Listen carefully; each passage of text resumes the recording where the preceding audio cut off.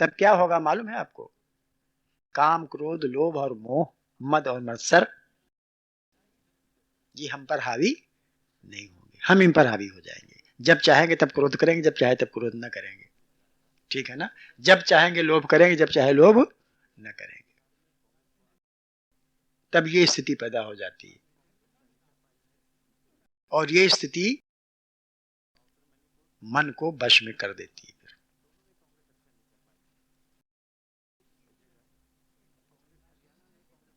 ठीक है? उसके बाद फिर इसमें अन्नमय कोश और मनोमय कोश की साधना आरंभ हो जाती है। फिर आगे प्राणमय कोश, इसके आगे की बात है। फिर तो निवेदन यह है कि आप सबसे इसमें कहीं भी अगर कोई व्यवधान पड़ता है तो आप जितना हमको मालूम है वो आपको हम बताएंगे। अगर ये व्यवधान आया तो उसका इस प्रकार से निराकरण किया जा सकता है। यथासंभव संकल्प शक्ति बढ़ाएं, क्योंकि हम में से कुछ लोग ऐसे हैं, जैसा कि हमें आभास होता है कि आप परमात्मा के संयोग के साथ साथ कुछ और अलौकिक अनुभव करना चाहते हैं, कुछ और अलौकिक अनुभव करना चाहते हैं। तो और अलौकिक अनुभव तभी हो सकता है जबकि संकल्प शक्ति और यह संकल्प शक्ति ही आगे की जो इच्छाएं हैं या आगे की जो कामनाएं हैं, कौन सी कामनाएं? सांसारिक नहीं, पारमार्थिक कामनाएं जितनी हैं उनको ये पूरा करती है, संकल्प शक्ति पूरा करती है। ठीक है ना? तो इसलिए सबसे निवेदन है, प्रार्थना है, कम से कम एक दिन सत अर्थात भगवान के साथ बिताएं। ठीक? सत अर्थात परमात्मा के साथ। सत ही परमात्मा है, कहते हैं सत ही परमात्मा है, राम नाम सत है, सत ही परमात्मा है। सत्संग मतलब परमात्मा के संग, सत का संग मतलब परमात्मा के संग। हमें पहले इसका ज्ञान नहीं था कि संकल्प शक्ति क्या होती है। हमें याद आया कि एक कालीचरण में अध्यापक थे प्रेमानंद टंडन, अब बेचारे दिवंगत हो गए हैं, हमको यहाँ पढ़ाते थे। उसके बाद जब हम यूनिवर्सिटी में पहुंचे तो वहां भी वो भी पहुंच गए, वहां भी पढ़ाते थे। तो उन्हें एक बार प्रसाद बटा, तो हमको भी मिला। हम तो यहाँ के उनके स्टूडेंट पहले से थे, तो हमको विशेष हमारे ऊपर कृपा थी। पूछा भाई क्या हुआ? तो उन्होंने कहा कि एक संकल्प हमारा आज पूरा हुआ। कोई विशेष संकल्प नहीं था, संकल्प का आरंभ था। क्या संकल्प पूरा हुआ? गोमती स्नान का। उन्होंने संकल्प लिया था, नहीं मतलब एक संकल्प लेने और उसकी पूरा होने की, कि हम नित्य प्रातः इतने दिन तक गोमती स्नान करेंगे। ठीक है ना? अब उनका संकल्प पूरा हुआ उन्होंने, तब हमने पूछा, तब कहा कि ये संकल्प शक्ति बढ़ाने का एक तरीका है। कोई संकल्प लाभ ले लें, कोई भी संकल्प ले लें कि ये संकल्प है आज और ये हम करेंगे। नित्य प्रति हो सकता है, नित्य प्रति भी हो सकता है, ऐसा संकल्प पूरा करेंगे, संकल्प शक्ति बढ़ती है। लेकिन उस दिन जो हमने आपसे निवेदन किया था काहे का, जिस दिन आप उपवास रखते हो, जिस दिन आप सत्य से संपर्क करते हैं, ये कहना चाहिए परमात्मा संपर्क, परमात्मा में निवास करेंगे, परमात्मा के सत्य के साथ रहना, परमात्मा के साथ रहना, सत्य के साथ रहना, परमात्मा के साथ रहना, तो ये विशेष प्रकार से लाभकारी होगा। ठीक है ना? है? तो ये प्रयोग आप आरंभ कर दें, इससे अधिक लाभ मिलेगा आगे की बातों में। और आगे जो साधना हम करवाने जा रहे हैं आप सबसे, प्रयास कर रहे हैं। एक, आप तो स्वयं सत्य का पालन करें और दूसरे से सत्य का पालन करने के कहें। अब अगर नहीं करता तो उसके लिए क्या करेंगे आप? अगर दूसरा सत्य नहीं पालन करता है आप कह तो सकते हैं, लेकिन अगर नहीं करता तो आप क्या करेंगे? आप अपने ऊपर, आपकी जिम्मेदारी अपने ऊपर है, ना कि दूसरे के ऊपर। अब जैसे हम ही आप सबसे कह रहे हैं, अब इसमें कोई करेगा कोई नहीं करेगा, लेकिन हमारा काम तो कहना है, हमारा काम कहना है। अब आप में से बहुत से हम जानते हैं, वो लोग करें, कुछ लोग नहीं भी करेंगे। ऐसा थोड़े सभी करने लगे। अगर सभी कर लेंगे तो हमारा सौभाग्य, अगर सभी लोग करने लगेंगे तो हमारा सौभाग्य, नहीं करेंगे तो उसको हम क्या कर सकते हैं? उनका दुर्भाग्य है, फिर ऐसी हम कह लेंगे। ये कहना चाहिए। इसी तरह से अगर कोई सत्य, हम आज जैसे आपने प्रश्न किया ना कि सत्य नहीं बोलता,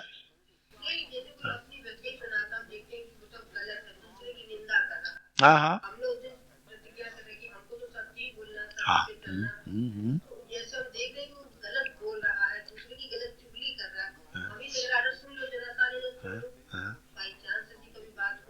हाँ, कुछ नहीं, इधर सुनिए इधर से निकाल दीजिए। ये प्रतिक्रिया इधर सुन लीजिए, इधर से निकाल दीजिए, उसको यहां नहीं ले जाइए। वाह, इधर सुनिए इधर से निकाल दीजिए। मूर्ति किस्सा सुना नहीं? दो प्रकार की मूर्तियां थी, बनाई थी। विशेषता क्या थी? एक मूर्ति में कान सिली डालो तो दूसरी तरफ निकल जाती थी। एक थी मूर्ति अगर कान में डालो तो ऊपर दिमाग में चली जाती थी, है ना? तो मूर्तिकार ने कहा इसमें यही विशेषता है, ठीक है ना, कि वो इधर से सुना इधर से निकाल दिया, बात आई गई हो गई, कुछ में नहीं। दूसरी बात ये सुना दिमाग पर रख लिया। तो इस प्रकार से आप इधर सुनिए इधर से निकाल दीजिए। हमसे बहुत लोग करते हैं, तमाम चुगली निंदा ये वो 3-13 तमाम बहुत सी बातें आती हैं।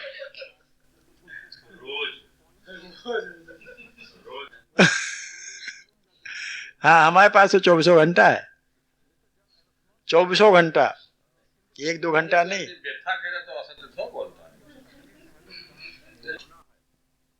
सेवा कर दी, समझा दिया, बता दिया, ठीक है ना। अब लेकिन अगर कोई प्रपंच जुड़ता है, हमारे पास बहुत से लोग ऐसे प्रपंच, निंदा करना, अहित करना, भाई ऐसा कर दीजिए ऐसा हो जाए, इसलिए ऐसा कर दीजिए ऐसा हो जाए, क्यों कर दें भाई?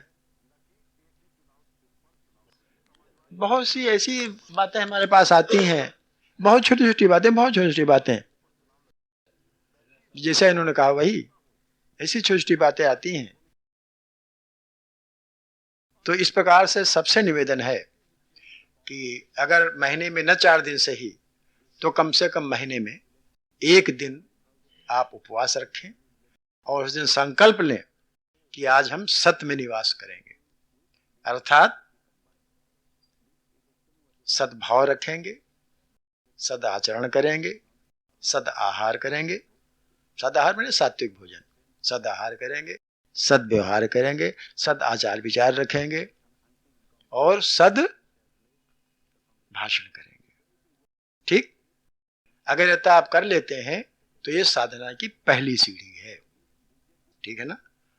तो यही से साधना आरंभ कर दें अपनी, और इससे संकल्प शक्ति बढ़ेगी। और फिर जो हमने एक बात बताई आपसे वो ये कि मन, अभी तक तो मन हमारे ऊपर हावी है कि जैसा हम कहते हैं, जैसा मन कहता है वैसा हम करते हैं, जैसा मन करता है वैसा हम कहते हैं। तब ये हो जाएगा जैसा हम कहेंगे वैसा मन करेगा, ठीक है ना। अभी तक हम उल्टा करते हैं, अरविंद आ गए इसलिए बता रहे हैं, कह चुके कि अभी तक हम उल्टा करते हैं कि जैसा मन करता वैसा हम करते हैं। ये गलत बात है, जैसा हम कहें वैसा मन करे, क्योंकि हम मन से श्रेष्ठ हैं। हमसे मतलब हमारी आत्मा, जीवात्मा या आत्मा जो कुछ आप पहले, वो आत्मा से, ये मन से श्रेष्ठ है। और हम उल्टी बात करते हैं, जैसा मन करता वैसा करते हैं ना। साधना ये होनी चाहिए जैसा हम कहें वैसा मन करे। तो ये साधना यही से आरंभ हो जाती है। जब आप अपनी संकल्प शक्ति धीरे धीरे करके बढ़ा लेते हैं। संकल्प कर लें, उस दिन उपवास रखें और संकल्प कर लें कि आज हम सत्य में निवास करेंगे, और यथाशक्ति आरंभ कोशिश प्रयास करें। हम कहते हैं 2-4-10 दिन में नहीं हो पाएगा, क्योंकि हमें आदत पड़ी है ना, वो पहले पुरानी वाली स्वभाव पड़ा हुआ, जल्दी से झूठ बोल देते हैं, जल्दी से विचार गंदे हो जाते हैं, भावनाएं बिगड़ जाती हैं जरा सी बात में, व्यवहार में भी गड़बड़ हो जाता है कहीं कहीं, ठीक है ना। तो ये पहले तो बड़ा दिक्कत पड़ेगी थोड़ी सी, ठीक है ना, लेकिन अगर आप थोड़ा सा करेंगे तो आदत पड़ जाएगी। फिर एक दिन कम से कम वो आपका भगवान के साथ निकल जाएगा, क्योंकि सत्य ही परमात्मा सत्य है, ठीक है ना। कल हम कथा बाबूजी के यहाँ सुन रहे थे, तो उसमें होता नहीं कि वो भगवान एक आदमी के पीछे पड़ गए, भैंस के पीछे पड़ गए बेचारे, भैंस में के पीछे पड़ गए, जहां देखो तहां बेचारे उसके पीछे पड़े हुए, डंडा लेके पड़ गए, जबरदस्ती से करवा रहे।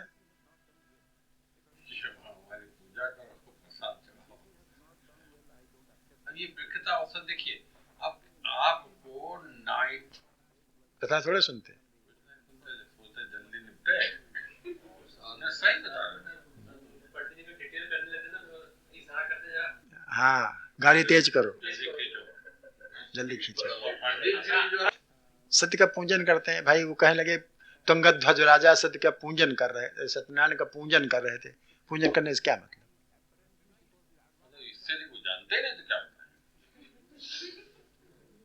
पूजन कर नहीं, सही बात, ये इससे नहीं जानते, वो आपको बता ही नहीं सकते। सत्य की पूजा क्या होती है?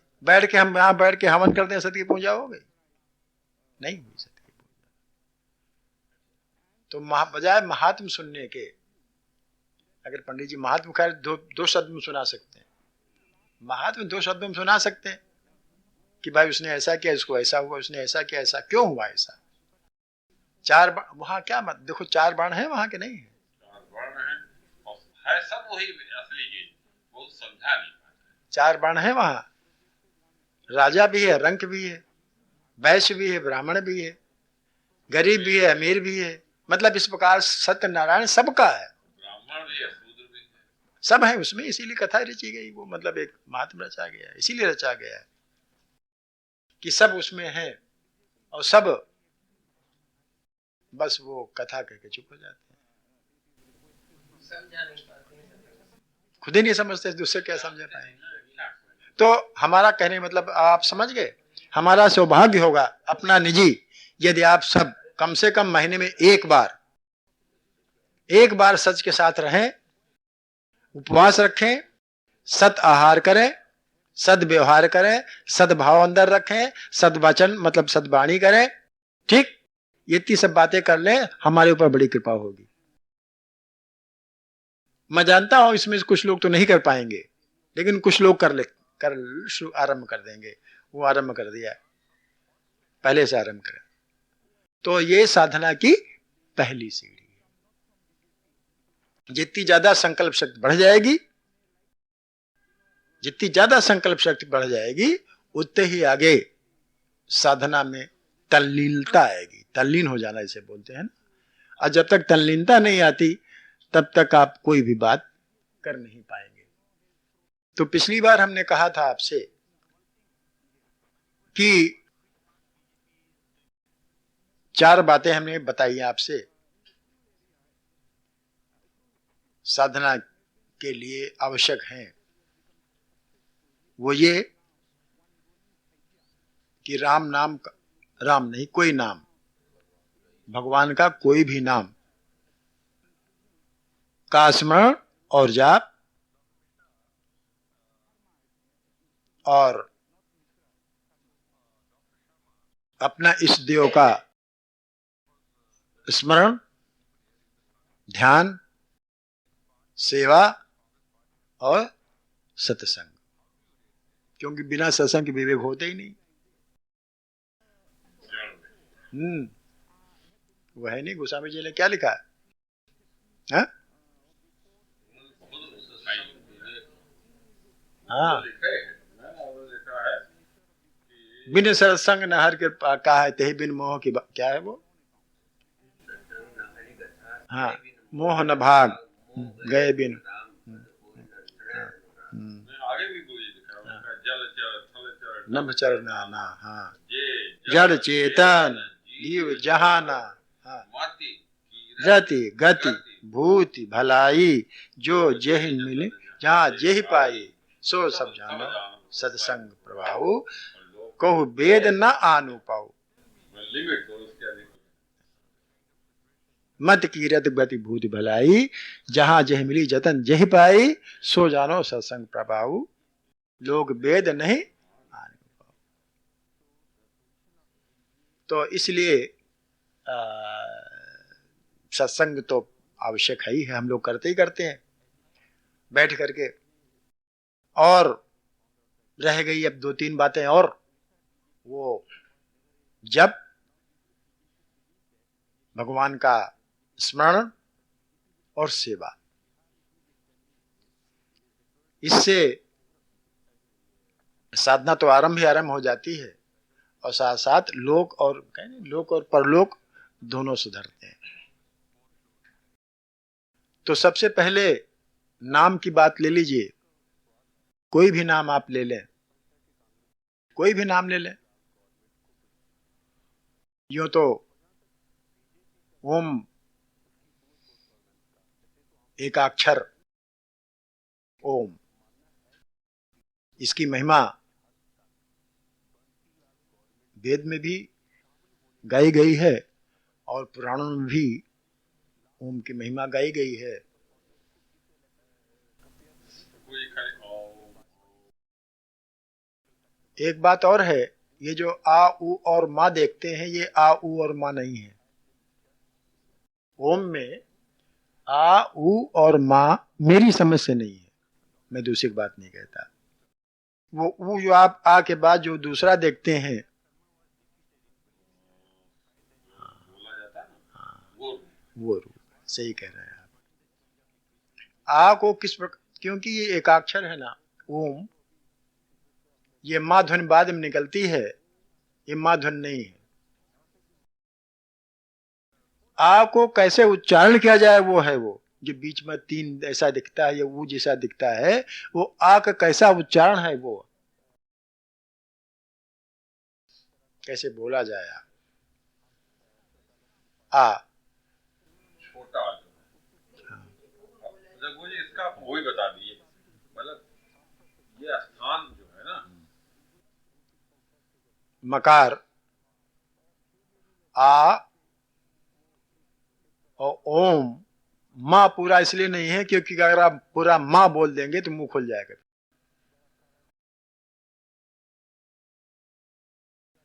ओम बोलेंगे तो माँ ओठ पूरा खुल जाएगा बाद में, ठीक है ना। अगर ओम पूरा खुल गया तो माँ में स्वर नहीं है। हमारे यहाँ विशेषता यही है हमारे भाषा की, हमारी लिपि की, कि व्यंजन बिना स्वर के नहीं बोला जा सकता। कोई भी व्यंजन आप बिना स्वर के नहीं बोल पाएंगे। आ उसमें निश्चित रूप से निकलेगा, ता था दा धा ना सब में आए। बिना स्वर के कोई व्यंजन हमारे यहाँ, ये हमारे यहाँ लिपि की वैज्ञानिकता है। ऐसा कहीं कभी विज्ञान, किसी भी लिपि में ऐसा कोई विज्ञान नहीं, किसी भी देश की लिपि में ऐसा विज्ञान नहीं। किसी भी देश कोई भी भाषा आप ले लीजिए, इसमें ऐसा विज्ञान है ही नहीं। स्वर, आ एक स्वर है, आ स्वर है, छोटा आ स्वर है, इसी का बृहत रूप बड़ा आ है, ठीक है ना। तो हमने पिछली बार आपसे, आप कह रहे थे कि आ कैसे बोला जाए। आ का उच्चारण नाभि से होता है। आ का उच्चारण नाभि से होता है। नाभि का स्थान ब्रह्मा का स्थान माना जाता है, भगवान के नाभि से। तो आ की पैदाइश भी, स्वर की पैदाइश भी नाभि से है। आओ ऐसा हो, आ गले में अंदर विवर्तन होगा आ के बाद, आ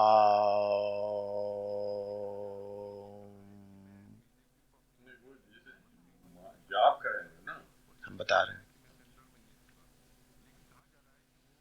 अब ओठ जब बंद हो जाएंगे, बंद ओठ क्यों करना पड़ता है, क्यों चाहिए ओठ बंद करना? क्योंकि जो ऊर्जा है वो बाहर न जाए। बंद कर लेने से, हमने पिछली बार कह रहे थे ना, संघर्षण होता है। जो अवयव होते हैं, ओकल कार्ड्स जिन्हें बोलते हैं, अंदर जो यंत्र होता है, स्वर यंत्र जिसे बोलते हैं, उसमें संघर्षण होता है और संघर्षण होने से ऊर्जा उत्पन्न होती है। वो ऊर्जा बाहर न जाने पावे, अंदर हो जाए, इसीलिए मुंह बंद कर लेते हैं, राम ओम। ठीक है ना? इसीलिए गोस्वामी जी ने लिखा है हिमकर को, दूसरे ने लिखा कि राम नाम मन जीप मार, राम नाम मणि जीव धर दीप धर, राम नाम मणि दीप धर, जीह देहरी द्वार, तुलसी भीतर बाहर। जो भीतर से क्या मतलब है? जो चाहिए उजियार, अंतःकरण और बाह्यकरण, इसके साथ साथ अंदर भी उजेरा और बाहर भी उजेरा। अंदर ऊर्जा से उजेरा और बाहर भी ऊर्जा से ही उजेरा है। क्योंकि हमने आपसे बताया पिछली बार, जो बता रहे थे, घंटे की आवाज बता रहे थे कि ध्वनि विज्ञान हमारे यहाँ है, कि ध्वनि विज्ञान अलग शाखा है विज्ञान की। ध्वनि विज्ञान की ध्वनि से शंख ध्वनि, शंख ध्वनि विशेष प्रकार की ध्वनि। क्यों हमारा शंख ध्वनि क्यों बजता है, शंख क्यों बजाते हैं, उसके कई कारण हैं। एक तो जिसके जो शंख हमेशा बजाता था, जो हमेशा शंख बजाता है, उसके इस इत्ते में कोई बीमारी नहीं होती, नाक कान नाक मुंह की कोई बीमारी नहीं होती। जो शंख हर रोज बजाता है, सुबह शाम बजाता है, कभी भी बजाता है, तो आप देख लीजिए उसके फिर इस धड़ में, इतनी धड़ में कोई बीमारी नहीं होगी। दूसरे, प्रदूषण दूर होता है, शंख ध्वनि से प्रदूषण, घर का प्रदूषण दूर हो जाता है। हमने आपसे बताया नहीं, कल पिछली बार बताया था कि ढेले, जिस प्रकार से जल में आप ढेला डालें तो लहरें उठती हैं चारों तरफ, और अगर कूड़ा करकट साथ में होता है तो वो उसी साथ किनारे लग जाता है। उसी प्रकार से जब शंख ध्वनि होती है तो एक तो जर्म से मरते हैं, बहुत से ऐसे जर्म्स होते हैं कि ध्वनि से ही मर जाते हैं। बहुत से ऐसे कीटाणु होते हैं कि ध्वनि से ही मर जाते हैं, वातावरण शुद्ध हो जाता है। दूसरे, अगर कोई प्रदूषण भी है वातावरण में, वायु में कोई प्रदूषण है, तो शंख ध्वनि से चला जाता है। पिछली बार हमने बताया था घंटा ध्वनि, मंदिरों में घंटे क्यों बांधे जाते हैं? इसीलिए बांधे जाते हैं कि वहां प्रदूषण न रहे। घंटा ध्वनि, पीतल के घंटे से अलग आवाज निकलती, उसकी अलग उपयोगिता है। तांबे की ध्वनि से अलग उपयोगिता है ध्वनि की। तो ध्वनि करने से वातावरण भी शुद्ध होता है, बाहर देखे ना प्रभाव पड़ता है, ध्वनि का प्रभाव पड़ता है। मंत्र काहे पर आधारित है? ध्वनि पर आधारित है। विशेष प्रकार से जब कंपोज किया जाता है स्वरों को, जब विशेष प्रकार से कंपोजिंग होती है, मतलब लाइनबद्ध की जाती है विशेष प्रकार से, तो विशेष प्रभाव डालते। राग रागनी आपने सुना होगा, दीपक राग है, मेघ मलार है। क्यों ऐसा होता है? आपने तो देखा ना होगा, हमने देखा है हवन में समिधा, लकड़ी को उसका समिधा बोलते हैं, जो हवन में प्रयोग की जाती है लकड़ी, उसे लकड़ी नहीं बोलते, उसे बोलते हैं समिधा। इसलिए समिधा बोलते हैं क्योंकि हवन एक तो उपयोगी है, दूसरे उसमें मंत्र से आग लग जाती है। यहाँ कपूर दियसलाई नहीं लगाया जाता, हमने देखा हुआ। लकड़ी को लगाते हैं, इसीलिए समिधा बोलते हैं उसे। मंत्र से भी अग्नि लगती है। अगर असली कोई वेदोच्चार जो मंत्र बोलने वाला है, जानता है, उच्चारण जानता है, तो मात्र मंत्र बोलने से अग्नि लग जाती। जिस प्रकार से दीपक राग गाने से दीपक जल उठते हैं, क्यों? इसलिए क्योंकि धन विशेष उसमें जाती है। ये देखो, मतलब एक तो हमने ये तो सुना है, जैसे नीम साहब में था, तो वो क्या करते थे कि वो एक घर्षण करते थे, मसाई टाइप की थी, लकड़ी की में इतना बड़ा गोल था लकड़ी का ही, उससे आग पैदा करते थे। वो तो इसीलिए उसको संविधान नाम पड़ा है। अच्छा, नहीं मगर मंत्र से आग जो है, मंत्र से भी आग लगती, वो हमन में आग लग जाती है। अब आजकल तो है नहीं कोई, हमने बहुत पहले देखा था एक जगह, हाँ इसी जीवन में मंत्र से आग लगती हुई। अर्थात हम धुन के बारे में बता रहे हैं ना, धुन में इतनी ताकत होती है, इतनी शक्ति होती है धुन में कि वो कुछ भी कर सकती है। मंत्र क्या है? मंत्र इसी पर तो आधारित है, ध्वनियों पर तो आधारित है, ध्वनियों पर मंत्र आधारित है। बहुत से मंत्र जोर से बोले जाते हैं, बहुत से मंत्र फुसफुसा बोले जाते हैं। तो ठीक है, मानसिक जाप तो हो ही गया, प्रभाव तो होएगा ही। शास्त्र में लिखा है कि जो अग्निहोत्र करते हैं उस यज्ञ से जप यज्ञ 10 गुना श्रेष्ठ है। अग्निहोत्र यज्ञ से जप यज्ञ 10 गुना श्रेष्ठ है। और जप यज्ञ में भी जो उपांश जप होता है वो 100 गुना श्रेष्ठ है। और हाँ नहीं, फुसफुसा के जो कहा जाता है, और उससे श्रेष्ठ, उससे 1000 गुना श्रेष्ठ है मानसिक जाप, ये कहा गया। एक बार अग्निहोत्र ना करें आप, लेकिन अगर जाप करते हैं उससे श्रेष्ठ है। तो कोई भी एक नाम ले लें आप, वैसे तो वेदों में ओम का ही गुणगान है, तस्य वाचकः प्रणवः कहा गया है, तस्य वाचकः प्रणवः, भगवान का वाचक प्रणव। ये गीता में स्पष्ट कहा है कि और यज्ञ तो परमात्मा को पाने के लिए है, लेकिन जब यज्ञ तो मैं स्वयं हूं, और यज्ञ जितने हैं वो सब परमात्मा की प्राप्ति के लिए हैं, लेकिन जब यज्ञ मैं स्वयं ही हूं। ठीक, जब यज्ञ, जब जाप करना। अब जाप कैसे किया जाए? नाम कोई भी एक नाम ले लें आप। वैसे तो ओम, हमने एक सज्जन को ओम बता दिया है, ओम का जाप, ओम का जाप करें, ठीक है। अब आप अगर 2 प्रकार के जाप, एक तो बोल के जाप, तेज बोल को ओम ओम, ये आदत जब पड़ जाती है ओम कहने की, तो फिर आपने कहा नहीं पहले तो भाई दिक्कत लगेगी ओम ओम, लेकिन जब ये आप जल्दी जल्दी करेंगे तो आदत पड़ जाती, फिर हो जाता है। फुसफुसा का आप करेंगे तब भी हो जाएगा। मानसिक जाप तो दूसरी चीज होती है। बिना बोले ओम का जाप करें तो अच्छा है, पहले शुरू बोल के करें।